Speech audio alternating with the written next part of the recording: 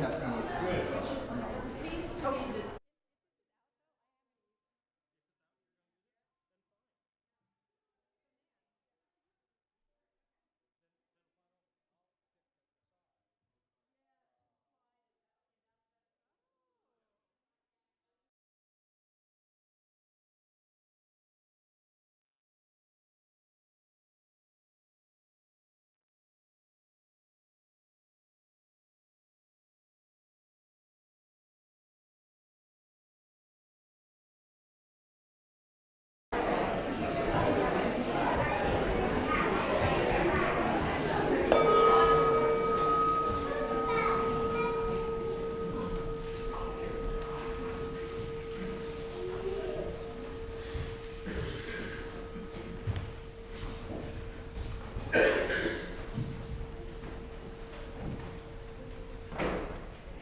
Here we go.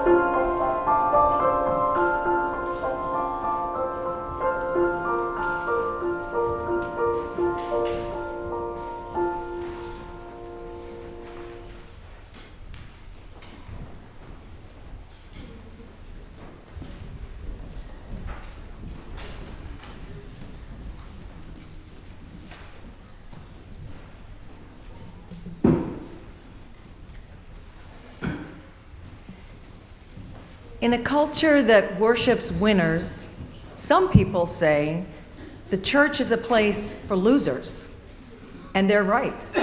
This is a place for losers. This is a place for people who have lost their hair, lost their teeth, lost their memories, lost their savings, lost their jobs. It is a place for people who have lost their parents, lost their love of their life, and even lost their children. It's a place for people who have lost their way, lost their faith, and worst of all, lost all hope. This is a place for losers, us. Let's see who we are and how we are, and how much we need and can help one another. We are the losers. God bless us, everyone. And knowing that Brad Connor can not only conduct but can play, we will sing our first hymn. Here we have gathered, it's number 360.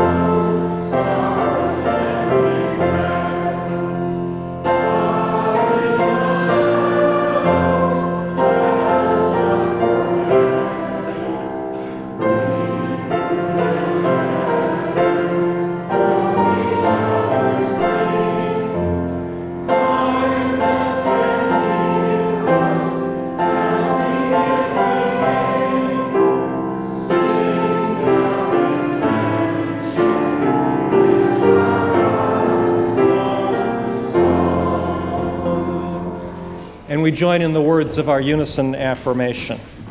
Love is the spirit of this church, and service is its law. This is our great covenant, to dwell together in peace, to seek the truth in love, and to help one another. El amor es el espíritu de esta iglesia, y el servicio es su ley. Este es nuestro gran pacto, vivir juntos en paz, buscar la verdad en el amor y ayudarnos los unos a los otros. Good morning. Welcome to the First Parish in Bedford.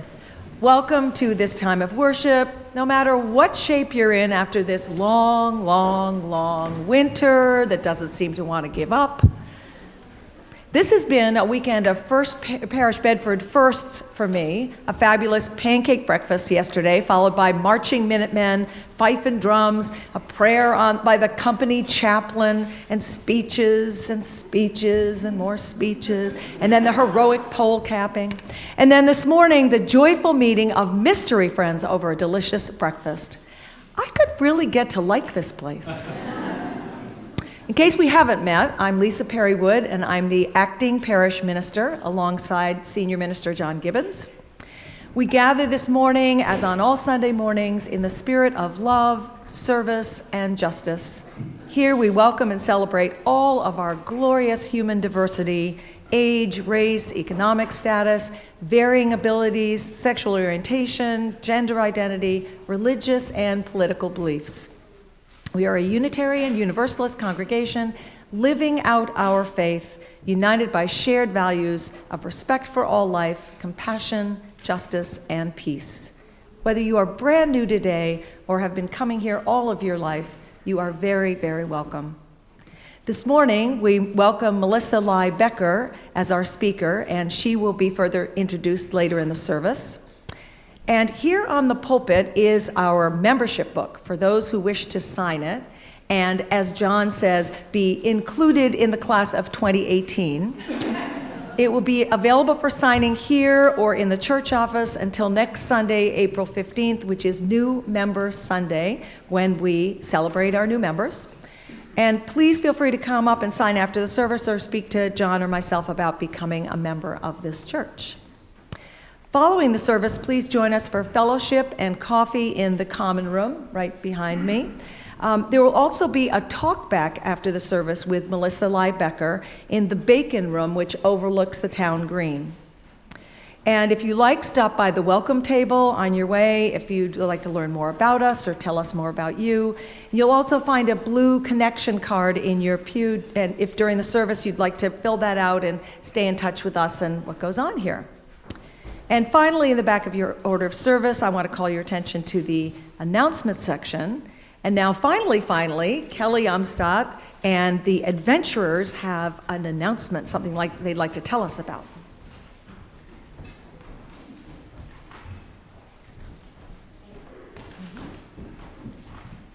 Oh, wow, I'm so short. I've always wanted to stand up here. Hello. All right, really quick. So, in the adventurers class with some of our 4th, 5th, and 6th graders, we have been talking about some big questions, like, why do we come to church? And does it always have to be boring? And do you believe in God? And do you pray? And do we have a soul? And what happens after you die? And we've talked about how cool it is to come to a Unitarian church where we don't all have to think the same things. Nobody tells you what you have to believe to be here, which is really awesome. But it also means that we have no idea what most of you think about any of those questions. And we thought, with RE Sunday coming up on June 3rd, it would be really cool to find out, and maybe it could foster some intergenerational conversations about these big spiritual matters. So, our kids and Lisa are handing out some very brief questionnaires. There are green boxes. There's going to be one over that window and one over at that window. If you could, whatever, just answer those questions and drop them in the boxes. The kids will report back to you on June 3rd, and maybe we'll have some cool discussions. So, thank you very much. Shall we go ahead and go to class? No? No. Thank you. Thank you, Kelly. And now we have a stewardship moment by Jennifer McLean. There she comes. It happens. All right. Good morning. I was approached to do this stewardship moment with the idea that my family was mostly over there. John and Sabrina and Natalie would stand up with me here as an example of a typical pledge unit. My pledge unit is introverted or a teenager or both, so I am here on behalf of my pledge unit by myself. Anyway, all right, when we first started coming to First Parish, Natalie was not a teenager, she was a newborn, and Sabrina was a toddler. And we hadn't really meant to join a church, but we felt the need to find a community after 9/11, and we kind of showed up here and it seemed like a good idea at the time, and we stayed. As the girls got older, I would follow them downstairs for RE, and I felt obliged to volunteer there since the kids were using the program. Almost every year, alternating between their age groups, I spent time with the adults who taught with me, and I made connections with them I might not have otherwise made. And gradually, I felt a part of this community. There were mornings I didn't want to teach. I didn't want to get up. I didn't want to finish the prep work. I didn't want to deal with the energetic kids. I was tired. I had a rough week. I maybe struggled with the curriculum. But I got up. I came in. I did what I had to do, even though it felt like a burden. But I would ask myself, why do I keep doing this? Why do I keep volunteering? And I still did it, and I still volunteered for the next year.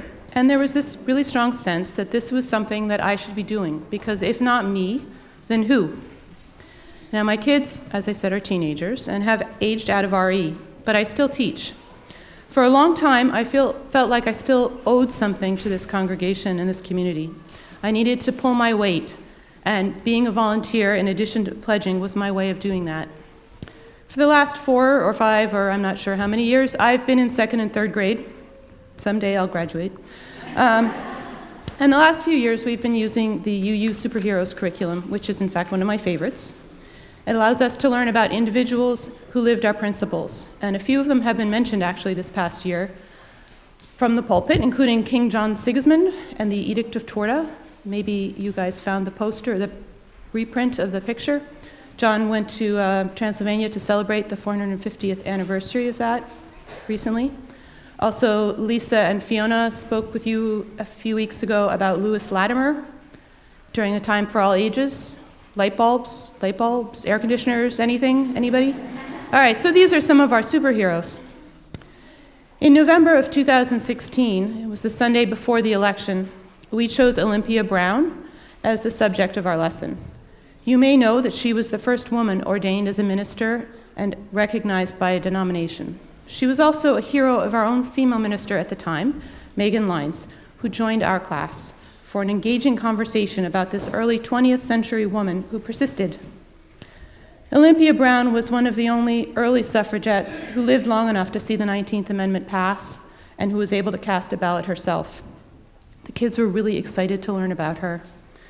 The parallels for where we were in November of 2016 were so very obvious. It was a beautiful Sunday morning. The sun was shining brightly into our classroom.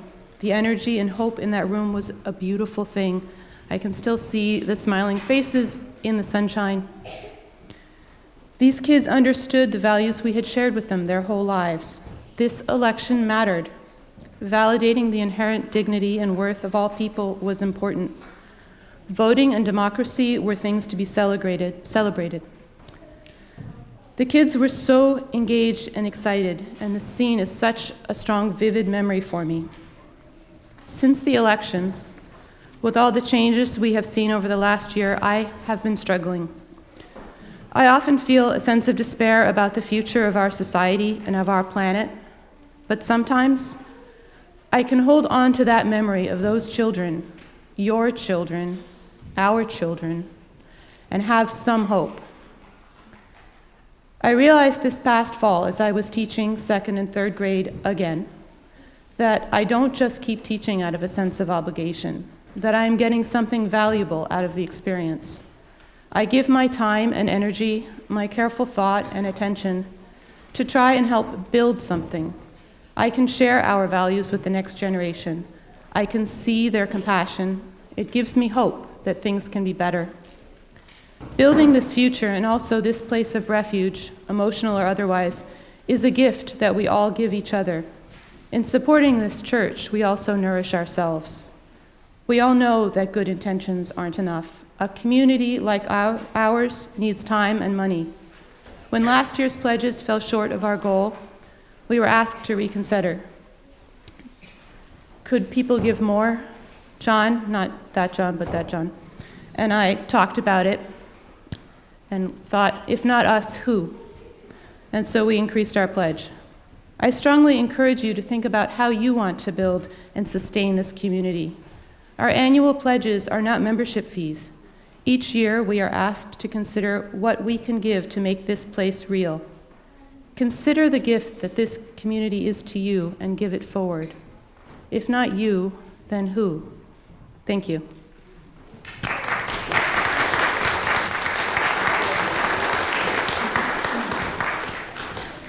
And now we will sing our children out to their classes, singing Spirit of Life.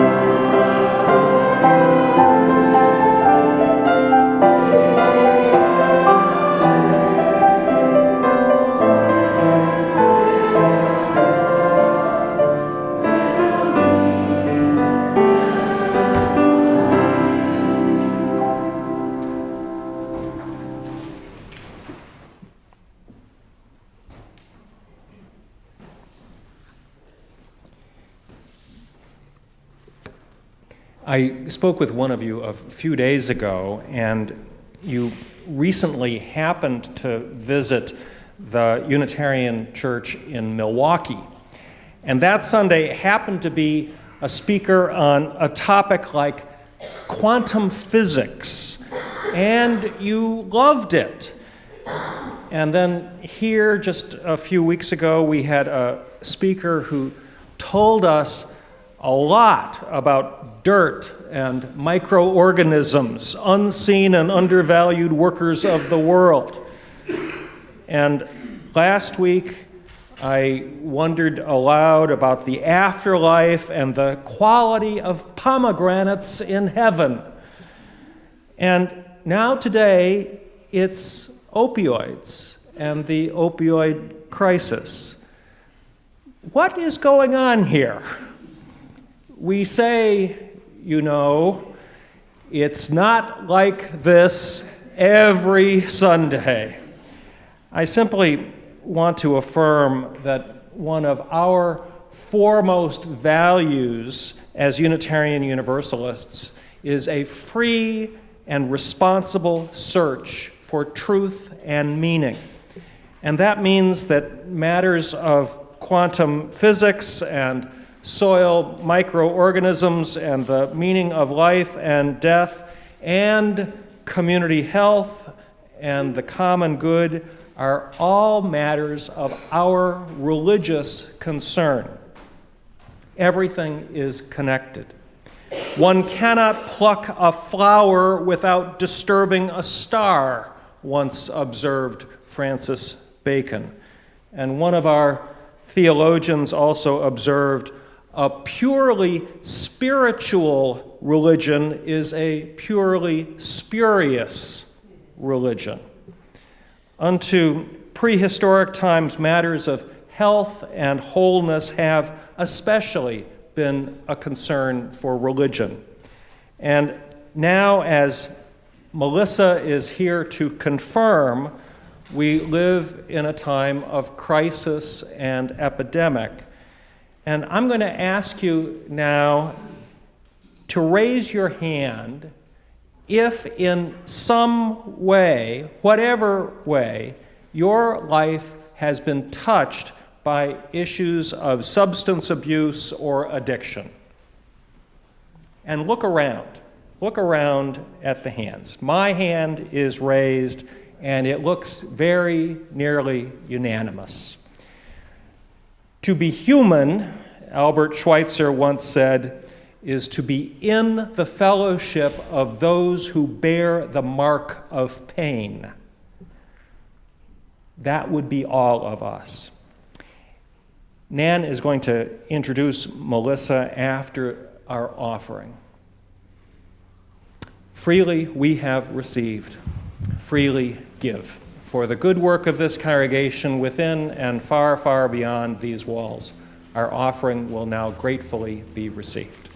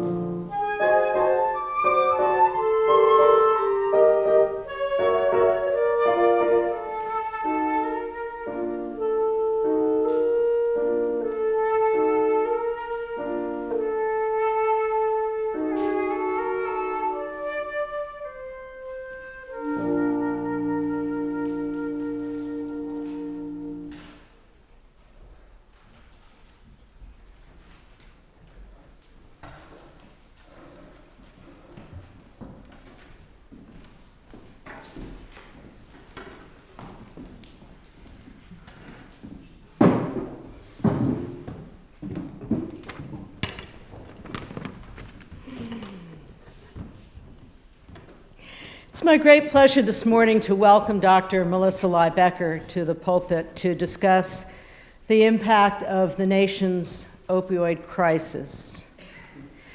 Dr. Becker is uniquely positioned to discuss this topic. She is the Chief of Emergency Medicine at Everett Whidden Hospital in Everett, part of the Cambridge Health Alliance, which sees over 50,000 ER admissions each year.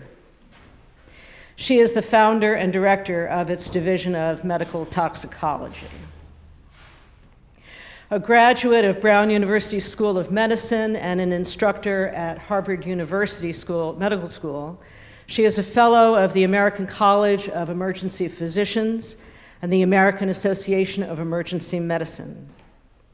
Dr. Becker also serves on numerous committees and task forces established to address the opioid overdose crisis throughout the Commonwealth. I would say more, but after the first 24 pages of her CV, I started to get a little overwhelmed and just included a very few of the highlights of that report. Of course, while always somewhat in awe of her professional accomplishments, I know Melissa as a personal friend.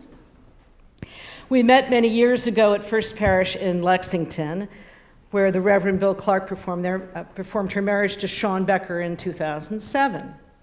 I remember being at church for one reason or another and seeing a stunning couple waft through the hall en route to a wedding rehearsal, both of them beaming with that inimitable "we're getting married" bliss. Later, I learned that Melissa and Sean, both very busy career professionals, had met online and were impressed to learn that each of them was a rabid Red Sox fan.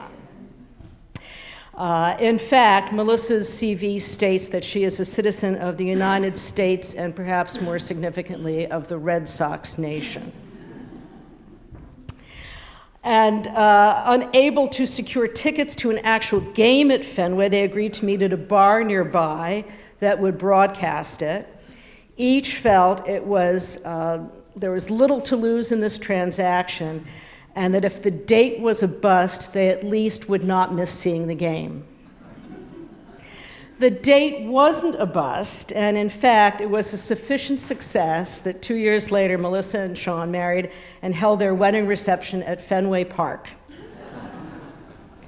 Over the ensuing decade, they have also taken impressive responsibility in creating future Red Sox fans by producing sons Aiden, age 9, Ronan, age 7, and daughter Erin, age 5. What a delight it has been for me to see this wonderful young family grow and thrive. This is the second time I've managed to lasso Melissa into doing a service. The first time, her subject was what it feels like to be a UU in the ER, drawing connections between our religious liberal faith and decision-making in running an emergency room and treating patients. I am sure her remarks this morning will be equally compelling. Please join me in welcoming Dr. Melissa Becker.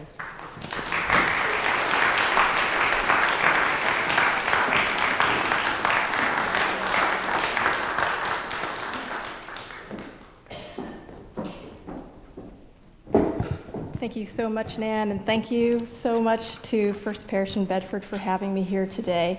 I hope that I can live up to pomegranates in heaven. So, the opioid crisis. The opioid crisis, that's with a capital O, a capital C, the opioid crisis. And it is, in fact, a crisis. Because it has come to this. An emergency physician is speaking about it at church. And not at the one that I regularly attend, not even the one I irregularly attend, about the opioid crisis. What can I tell you about the opioid crisis in our country? What do you already know? What do you want to know? What do you need to know? What do I think you should know? Because you may already know these facts, that last year alone, More than 59,000 people in our country died of a drug overdose, and at least 41,000 of them died from an overdose of an opioid. That's 115 people a day, and that with more than 41,000 people a year dying from opioid overdoses, we have hit an inflection point. More people are dying from overdose deaths from opioids than they have in car crashes. More from opioid deaths than in car crashes.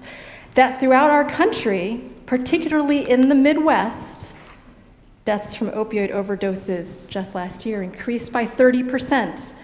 And here in New England, we were in the lead. And at least finally last year, our numbers declined by 10%. That opioids can kill because they are narcotic analgesics. Narcotics, sleep-inducing agents, analgesics, a drug that tempers and relieves, but more often reduces pain. A narcotic, a sleep-inducing agent that tells your brain to sleep, and then it tells the part of your brain to keep breathing to also go to sleep. That is how a narcotic analgesic like an opioid can kill. You may already know that. You may already also know that an opioid with a D is an opiate with a T. And quick aside, Talks trivia, opiates with a T are natural. They are natural opioid narcotic analgesics derived directly from the opium poppy plants. That opiates with a T come from the opium poppy. That heroin, codeine, morphine are opiates with a T, the true opiates, and that the opioids with a D are the bigger bucket of opiates with a T. They're the synthetic agents that we see and we hear about all the time. They're the oxycodones of Percocet, the hydrocodones of Vicodin. They're the fentanyl, they're the carfentanil. Opiates with a D are the bigger bucket that encompass the opiates with a T, the true opioids. And that's all very depressing sounding, so I have to tell you a Talks tangent that it takes only 1 inch of a poppy seed cake to turn your urine drug screen positive for an opiate with a T. But opiates with a D are bigger than opiates with a T. And that you may already have known, that we are talking about opioids that can kill because they are narcotic analgesics.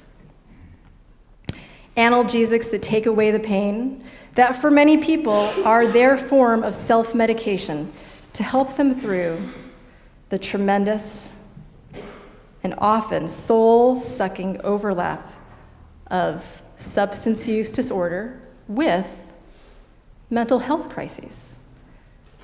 The overlap of substance use disorders with mental health issues and mental health crises.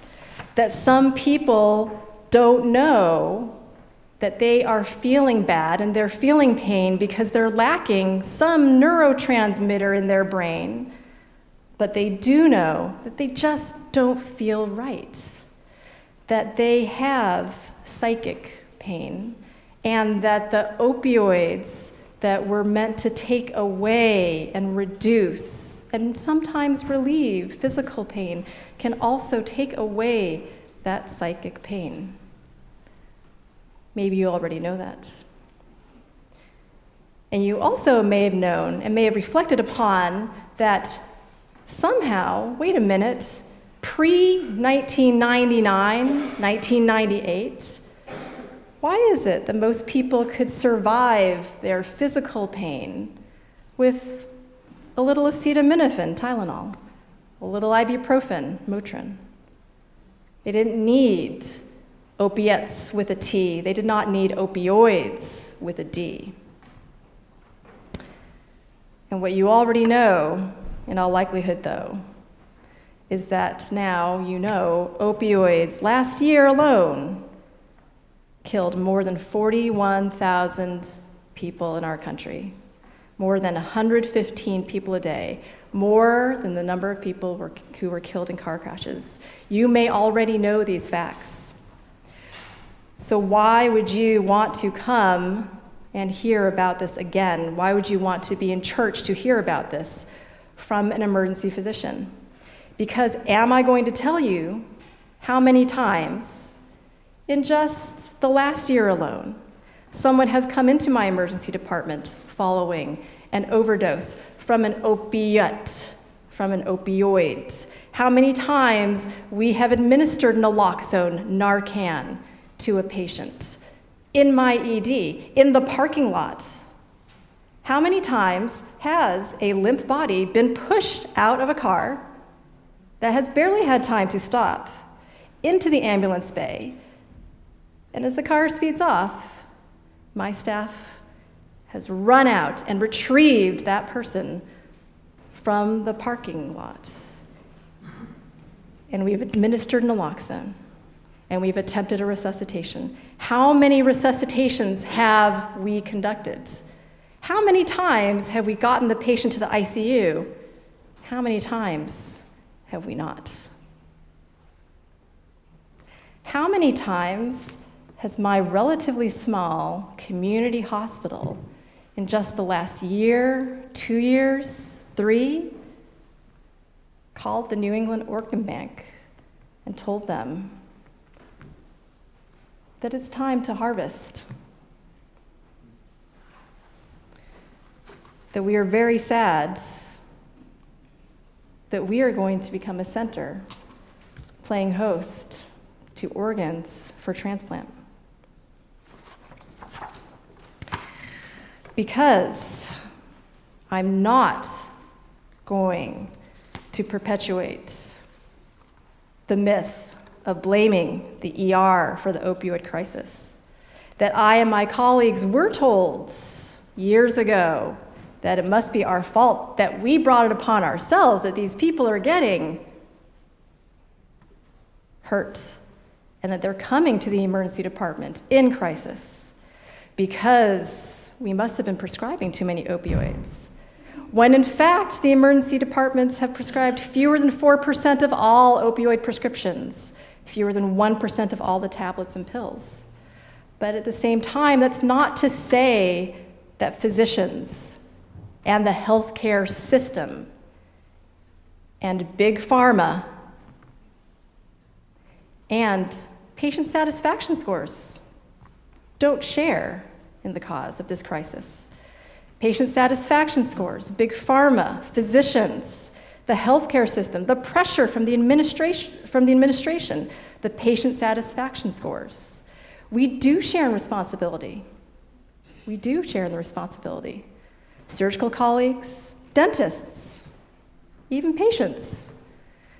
People who don't want to believe that the pain can't be completely taken away.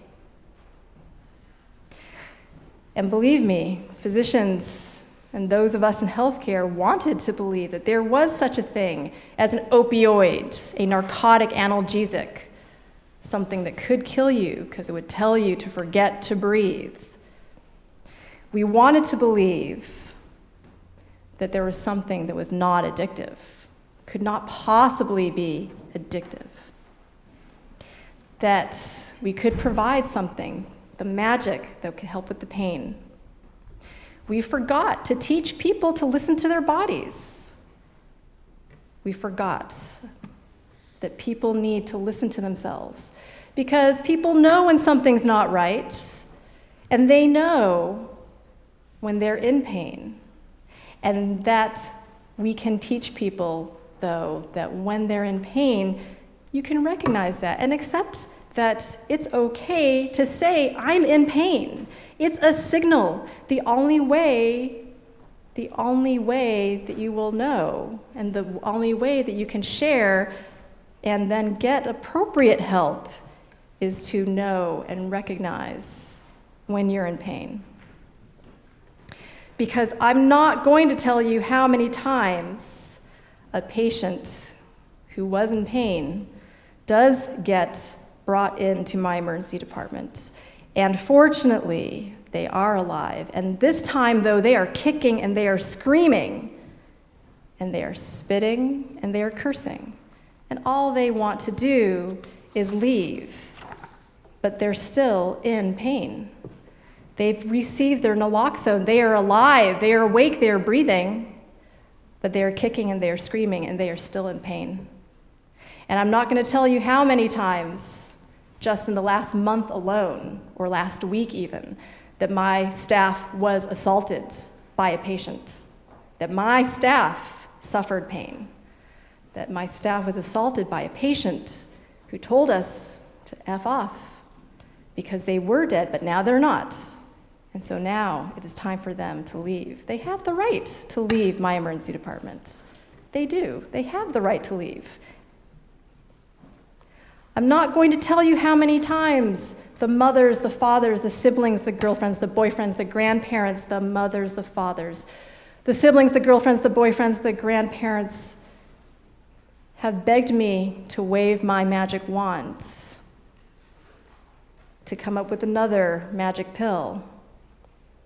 The magic pill that takes away the pain, the magic pill that brings people back to life, and then to take the magic pill to please force the person who has just punched my nurse to go to rehab, to face their pain.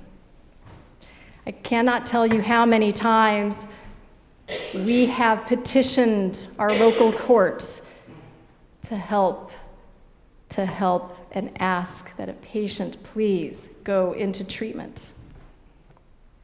But most of all, I really can't tell you the number of times I've already held a moment of silence after declaring a person dead following an overdose. The number of times I've told a mother or a father that their child has died, that a brother, a sister, a husband, or a wife has died. And I can't tell you the number of times I have had conversations with teenagers more mature than you will ever know.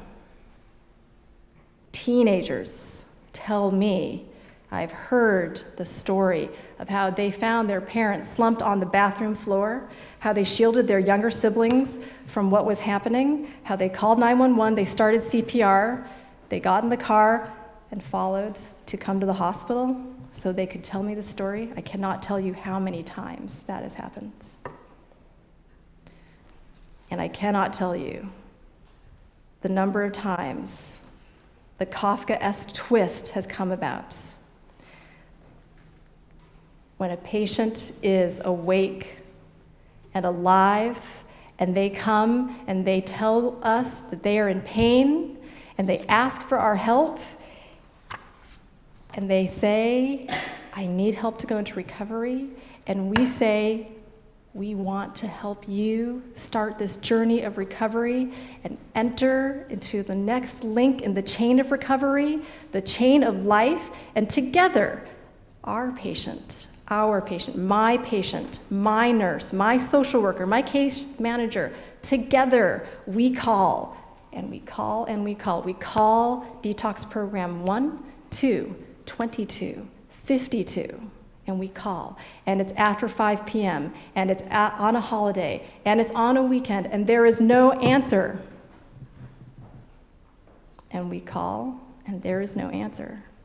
And then when someone answers the phone, hallelujah, and we're told there is no room at the inn. It is Kafkaesque at best. And just when you think that this could not be any more depressing, I cannot tell you the number of times that my patient, our fellow friend, neighbor, relative, makes it through. Someone answers the phone. There is a bed. There is space at the inn. And then the insurance company says, authorization denied. You have used up too many days. That is not a covered benefit. That is not essential. I'm not going to tell you the number of times these scenarios have played out in my emergency department, because the answer is too many times. It has happened too many times. Because you already know we are in the midst of an opioid crisis, capital O, capital C. Every year now, more people die from an overdose of opioids than they have in car crashes. And last year, more people died from drug overdoses in total than more Americans died in the Vietnam War. Cannot tell you how many times these sad, crazy, Kafkaesque, soul-sucking scenarios play out. Sometimes it feels like we're living in a parody, P-A-R-O-D-Y, parody with a D. Opioids with a D, parody with a D. I cannot tell you that because instead, I'm going to let you all in on something. Because I think this is something that we all should know, and it is the little known, but everywhere known secret to how we can, and we will, slowly, steadily, and certainly turn the tides. We have already seen that while here in New England, we had been the leaders in the number of people who have died and have been affected by the opioid crisis. And while everywhere else in the country, especially the Midwest, last year there were 30% more opioid overdoses than in previous years, that last year we saw a little decrease, a little decline. And that little secret is all in one word. The one word where we're going to turn parody with a D into parity with a T. That is how we're going to do this. Parity. P-A-R-I-T-Y, because it goes like this, parity. Opioid use disorder and substance use disorder are a disease. It's an illness, and we need to just treat it like the disease and the illness it is. It is like asthma. It is like hypertension. It is like diabetes. It is a chronic illness that needs to be managed chronically. It is something that friends and relatives and primary care physicians and providers can care for. It is a disease. It requires lifelong treatment and maintenance and care. Substance use disorder is an illness, like asthma, like hypertension, like diabetes. Recovery is long-term management of that illness. Exacerbations are relapses. Relapses are part of recovery. Exacerbations are relapses, and relapses are part of recovery. Like any medical illness, like hypertension, like asthma, like diabetes, like any surgical disease, like appendicitis, like a colon cancer that is going to be cut out, like being involved in a trauma. Substance use disorder and opioid use disorder need to be treated the same as we would treat any other disease. It needs to be treated with parity, with a T, P-A-R-I-T-Y, parity. The Mental Health Parity and Addiction Equity Act of, wait for it, 2008, 10 years ago. The Mental Health Parity and Addiction Equity Act of 2008 is 10 years old. Have you ever heard of it before? It is a 10-year-old federal law. It prevents group health plans and health insurance issuers that provides and help pay for mental health and substance use disorder benefits from imposing less favorable limitations on benefits than they would on a medical or a surgical issue. It is the law. The Mental Health Parity and Addiction Equity Act of 2008 says if you have a mental health or a substance use disorder, You should be treated the same as if we are trying to help you manage your hypertension, your asthma, your diabetes. Because, when you're having a heart attack, I call the cath lab and I send you there. I'm not calling the insurance company. The cath lab is going to treat your heart attack, and then you're going to get admitted to the hospital. Not calling the insurance company.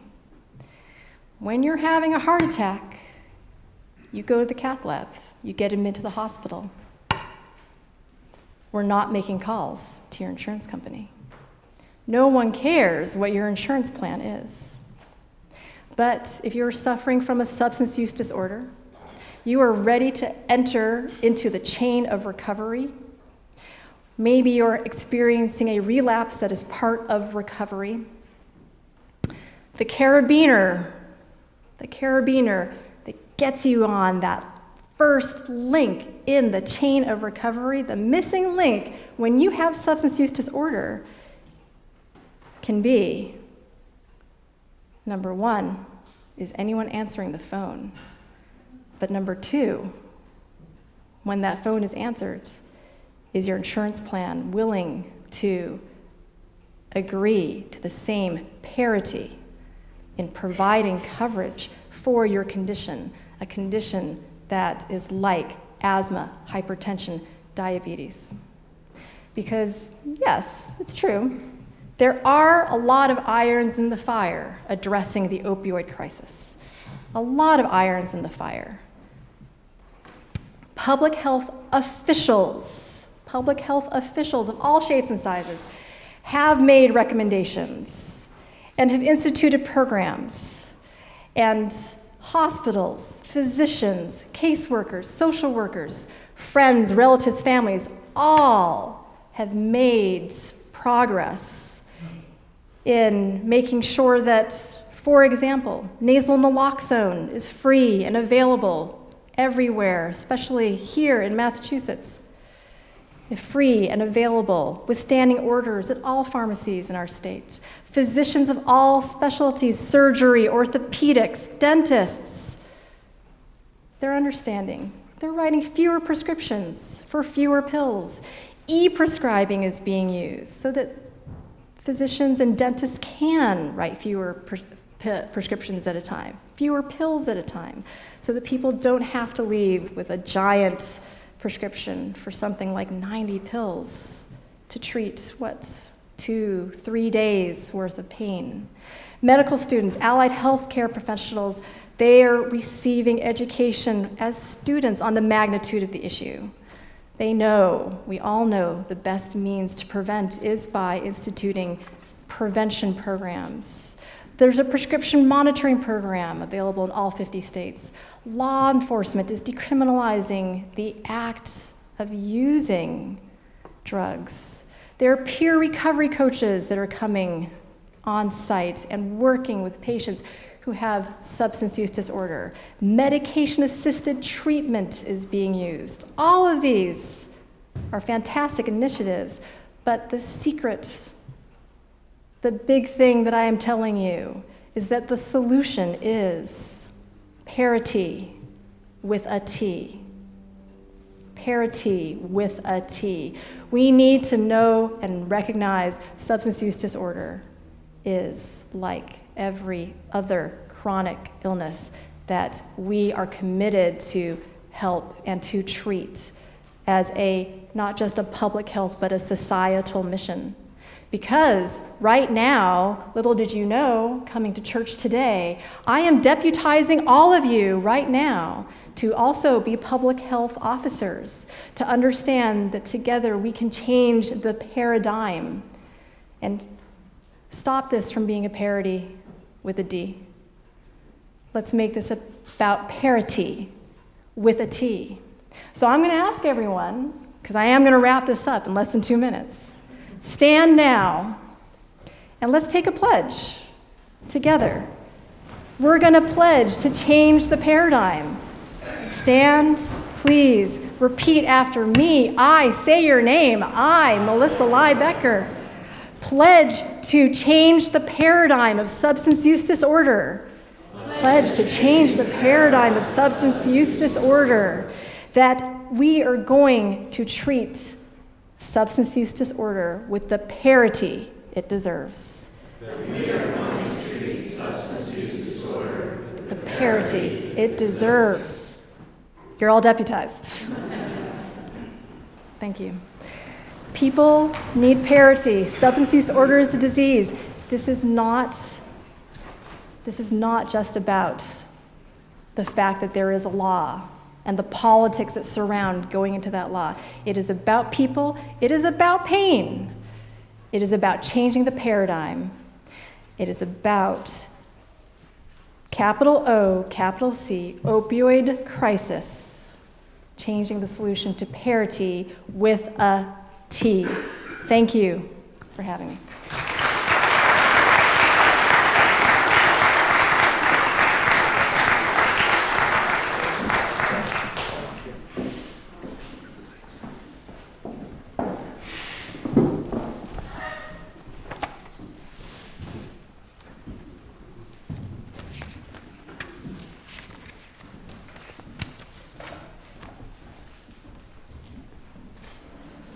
Deputized public health officers, our concluding hymn is I Wish I Knew How. It's number 151, and you'll see it extends for 3 pages, so we go back and forth. We go to the end, and then we go back to the beginning.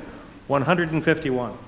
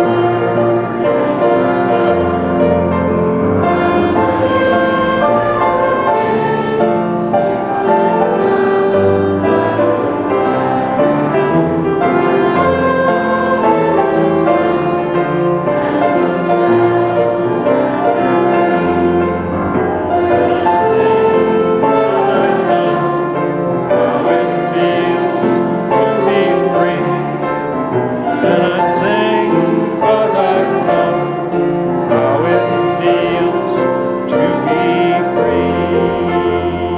free. Take courage, friends. The way is often hard, the path is never clear, and the stakes are very, very high. Take courage, for deep down there is another truth. You are not alone. You are not alone. May it be so.